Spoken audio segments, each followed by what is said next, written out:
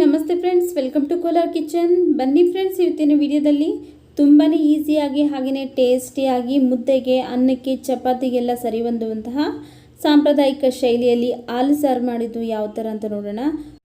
ತುಂಬಾ ರುಚಿಯಾಗಿರುತ್ತೆ. ಈ ವಿಡಿಯೋ ನೋಡಿದ್ಮೇಲೆ ಒಂದ್ಸರಿ ನೀವು ಟ್ರೈ ಮಾಡಿ ನೋಡಿ. ಇಲ್ಲಿ ನಾನು ಅರ್ಧ kg ಆಗೋಷ್ಟು ಪಡವಲಕಾಯಿನ ನೀಟಾಗಿ ವಾಶ್ ಮಾಡಿ ಒಳಗಡೆ ಇರುವಂಥ ತಿರುಳನ್ನೆಲ್ಲ ತೆಗೆದು ತೊಗೊಂಡಿದ್ದೀನಿ. ನೋಡಿ, ಈ ಥರ ಕ್ಯೂಬ್ಸ್ ಆಗಿ ಕಟ್ ಮಾಡಿ ತೊಗೊಂಡಿದ್ದೀನಿ. ಹಾಗೆಯೇ ಒಂದು 4 ಸ್ಪೂನ್ ಆಗೋಷ್ಟು ಹಸಿ ಕಾಯಿ ತುರಿ ಬೇಕು.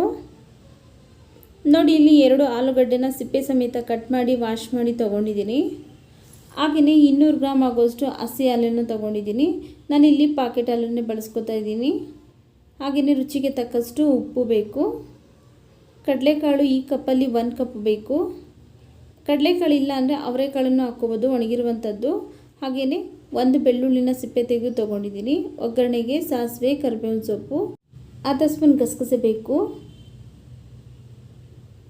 1 ಸ್ಪೂನ್ ರೆಡ್ ಚಿಲ್ಲಿ ಪೌಡ್ರ್ ತೊಗೊಂಡಿದ್ದೀನಿ. ನಿಮ್ಮ ಖಾರಕ್ಕೆ ಎಷ್ಟು ಬೇಕೋ ಅಷ್ಟು ನೀವು ನೋಡಿಕೊಂಡು ತೊಗೊಳ್ಳಿ.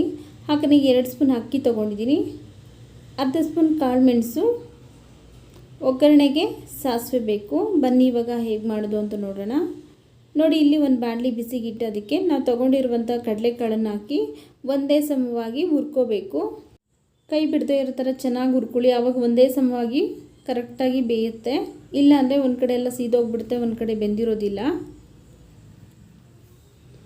ನೋಡಿ, ಈ ಥರ ಒಂದೇ ಸಮವಾಗಿ ಹುರ್ಕೊಂಡಿದ್ದೀನಿ. ಇವಾಗ ಸ್ಟವ್ನ ಆಫ್ ಮಾಡಿಕೊಂಡು ಈ ಹುರ್ಕೊಂಡಿರುವಂಥ ಕಡಲೆಕಾಳನ್ನೆಲ್ಲ ತೊಳೆದಿಟ್ಕೋತೀನಿ. ನೋಡಿ, ಇಲ್ಲಿ ಒಂದು ಕುಕ್ಕರ್ಗೆ ನಾನು ಕ್ಯೂಬ್ಸ್ ಆಗಿ ಕಟ್ ಮಾಡ್ಕೊಂಡಿರೋಂಥ ಪಡವಲಕಾಯಿ ಹಾಕೋತಾ ಇದ್ದೀನಿ. ಹಾಗೆಯೇ ಹುರಿದು ತೊಳೆದಿಟ್ಕೊಂಡಿರುವಂತಹ ಕಡಲೆಕಾಳು ಹಾಕೋತಾ ಇದ್ದೀನಿ. ಆಲೂಗಡ್ಡೆ. ಇವಾಗ ಇದಕ್ಕೆ ಇದು ಬೇಯೋದಕ್ಕೆ ಬೇಕು ಆಗೋಷ್ಟು ನೀರು ಹಾಕೋತಾ ಇದ್ದೀನಿ.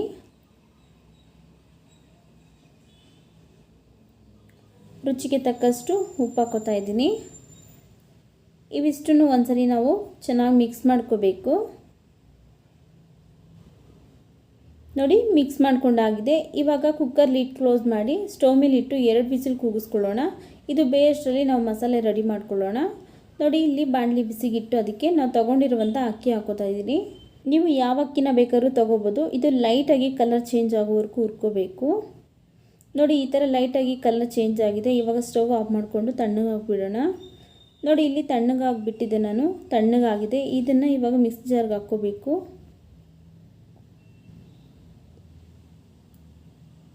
ಹಾಗೆಯೇ ಹಸಿ ಕಾಯಿ ತುರಿ ಹಾಕೋತಾ ಇದ್ದೀನಿ. ಕಾಳು ಮೆಣಸು ಅರ್ಧ ಸ್ಪೂನ್ ಹಾಕೋತಾ ಇದ್ದೀನಿ. ರೆಡ್ ಚಿಲ್ಲಿ ಪೌಡರ್ 1 ಸ್ಪೂನ್ ಹಾಕೋತಾ ಇದ್ದೀನಿ. ನಿಮ್ಮ ಖಾರಕ್ಕೆ ಎಷ್ಟು ಬೇಕೋ ಅಷ್ಟು ನೀವು ನೋಡ್ಕೊಂಡು ಹಾಕ್ಕೊಳ್ಳಿ. ಹಾಗೆಯೇ ಹುರ್ಕೊಂಡಿರುವಂತಹ ಗಸಗಸೆ ಅರ್ಧ ಸ್ಪೂನ್ ಹಾಕೋತಾ ಇದ್ದೀನಿ. ನಾನು ಮೊದಲೇ ಹುರಿದು ಇಟ್ಕೊಂಡಿರ್ತೀನಿ.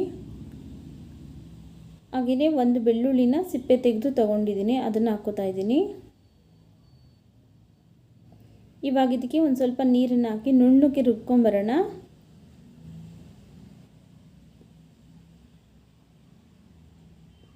ನೋಡಿ, ಈ ಥರ ನುಣ್ಣಗೆ ರುಬ್ಕೋಬೇಕು. ಇವಾಗ ಮಸಾಲೆ ರೆಡಿ ಆಗಿದೆ. ಬನ್ನಿ ಇವಾಗ ತರಕಾರಿ ಎಲ್ಲ ಬೆಂದಿದೆಯಾ ಇಲ್ಲ ಅಂತ ನೋಡೋಣ. ನೋಡಿ, ಇಲ್ಲಿ 2 ವಿಜಿಲ್ ಬಂದು ಕಂಪ್ಲೀಟಾಗಿ ತಣ್ಣಗಾಗಿದೆ. ಇವಾಗ ಓಪನ್ ಮಾಡ್ತಾ ಇದ್ದೀನಿ. ನೋಡಿ, ತರಕಾರಿ, ಕಡಲೆಕಾಳು ಎಲ್ಲ ಚೆನ್ನಾಗಿ ಬೆಂದಿದೆ. ಇವಾಗ ಇದಕ್ಕೆ ನಾವು ಮೊದಲೇ ರುಬ್ಕೊಂಡಿರುವಂಥ ಮಸಾಲೆ ಹಾಕೋತಾ ಇದ್ದೀನಿ. ಹಾಗೆಯೇ ಅದೇ ಮಿಕ್ಸ್ಚರ್ಗೆ ಒಂದು ಸ್ವಲ್ಪ ನೀರನ್ನು ಹಾಕಿ ಇದಕ್ಕೆ ಸೇರಿಸ್ಕೊತಾ ಇದ್ದೀನಿ. ನೋಡಿ, ಮಸಾಲೆ ಎಲ್ಲ ಮಿಕ್ಸ್ ಆಗೋ ಥರ ಒಂದ್ಸರಿ ಚೆನ್ನಾಗಿ ಮಿಕ್ಸ್ ಮಾಡ್ಕೊಳ್ಳೋಣ. ನೋಡಿ, ಈ ಸಾಂಬಾರು ಸ್ವಲ್ಪ ತೆಳುವಾಗೇ ಇರಲಿ, ಯಾಕಂದರೆ ಅದು ಕುದಿಯೋಷ್ಟರಲ್ಲಿ ತುಂಬ ಗಟ್ಟಿ ಆಗಿಬಿಡುತ್ತೆ. ನೋಡ್ಕೊಳ್ಳಿ, ಈ ಕನ್ಸಿಸ್ಟೆನ್ಸಿಯಲ್ಲಿ ಇದ್ದರೆ ಸಾಕಾಗುತ್ತೆ. ಅದು ನಾವು ಅಕ್ಕಿ ಹಾಕಿರೋದ್ರಿಂದ ಅದು ಕುದೀತಾ ಕುದೀತಾ ಗಟ್ಟಿ ಆಗಿಬಿಡುತ್ತೆ. ಅದಕ್ಕೋಸ್ಕರ ನಾವು ಇಡಬೇಕಾದ್ರೇ ತೆಳುವಾಗಿಡಬೇಕು, ಸ್ಟವ್ ಮೇಲೆ ಇಡಬೇಕಾದ್ರೇ.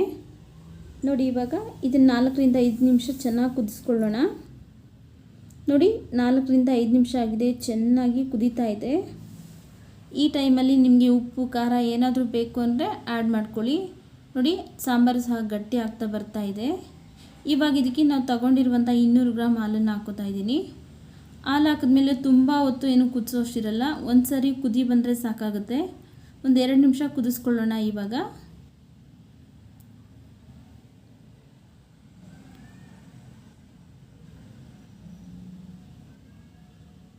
ನೋಡಿ ಒಂದು 2 ನಿಮಿಷ ಆಗಿದೆ, ಚೆನ್ನಾಗಿ ಕುದೀತಾ ಇದೆ ನೋಡಿ. ಸಾಂಬಾರು ಸಹ ಗಟ್ಟಿ ಆಗ್ತಾ ಬಂದಿದೆ. ಇನ್ನು ಇದು ತಣ್ಣಗಾದ್ಮೇಲೆ ಇನ್ನೂ ಗಟ್ಟಿ ಆಗಿಬಿಡುತ್ತೆ ನೋಡಿ. ಇವಾಗ ಸಾಂಬಾರು ರೆಡಿ ಆಗಿದೆ ನೋಡಿ, ಈ ಕನ್ಸಿಸ್ಟೆನ್ಸಿಲಿ ಇರಲಿ.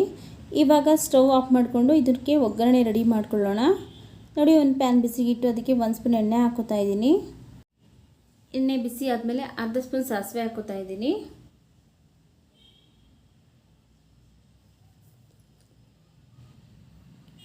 ಹಾಗೆಯೇ ಸಾಸಿವೆ ಎಲ್ಲ ಚಿಟಪಟ ಅಂತ ಸಿಡಿದ್ಮೇಲೆ ಇದಕ್ಕೆ ಹಸಿ ಕರಿಬೇವಿನ ಸೊಪ್ಪು ಹಾಕೋತಾ ಇದ್ದೀನಿ. ಹಾಗೆಯೇ 2 ಒಣಮೆಣಸಿನ್ಕಾಯಿನ ಕಟ್ ಮಾಡಿ ಹಾಕೋತಾ ಇದ್ದೀನಿ.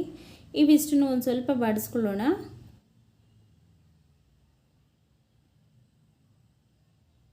ನೋಡಿ ಒಗ್ಗರಣೆ ರೆಡಿ ಆಗಿದೆ. ಬನ್ನಿ ಇವಾಗ ಸಾಂಬಾರಿಗೆ ಹಾಕ್ಕೊಳ್ಳೋಣ.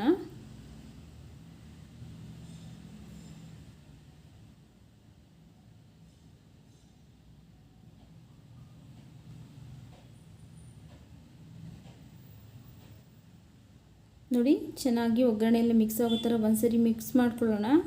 ನೋಡಿ ಆಲ್ರೆಡಿ ಗಟ್ಟಿ ಆಗ್ತಾ ಬರ್ತಾ ಇದೆ ನೋಡಿ. ನೋಡಿ ಹಾಲ್ಸಾರು ರೆಡಿ ಆಗಿದೆ. ನೋಡಿದ್ರಲ್ಲ ಫ್ರೆಂಡ್ಸ್, ಎಷ್ಟೊಂದು ಈಸಿಯಾಗಿ ಟ್ರೆಡಿಷ್ನಲ್ ಸ್ಟೈಲಲ್ಲಿ ಹಾಲ್ಸಾರು ಮಾಡೋದು ಯಾವ ಥರ ಅಂತ. ಈ ವಿಡಿಯೋ ಇಷ್ಟ ಆಗಿದರೆ ಪ್ಲೀಸ್ ಲೈಕ್ ಮಾಡಿ, ನಿಮ್ಮ ಫ್ಯಾಮಿಲಿ ಫ್ರೆಂಡ್ಸ್ಗೆಲ್ಲ ಶೇರ್ ಮಾಡಿ. ಹಾಗೆ ನಮ್ಮ ಚಾನಲಲ್ಲಿ ಇನ್ನೂ ಸಬ್ಸ್ಕ್ರೈಬ್ ಮಾಡ್ಕೊಂಡಿಲ್ಲ ಅಂದರೆ ಪ್ಲೀಸ್ ಸಬ್ಸ್ಕ್ರೈಬ್ ಮಾಡ್ಕೊಳ್ಳಿ ಫ್ರೆಂಡ್ಸ್. ಮುಂದೆ ಒಂದೊಳ್ಳೆ ವಿಡಿಯೋದೊಂದಿಗೆ ಭೇಟಿಯಾಗೋಣ. ಅಲ್ಲಿವರೆಗೂ ವಿಡಿಯೋ ನೋಡಿದ್ದಕ್ಕಾಗಿ ಧನ್ಯವಾದಗಳು.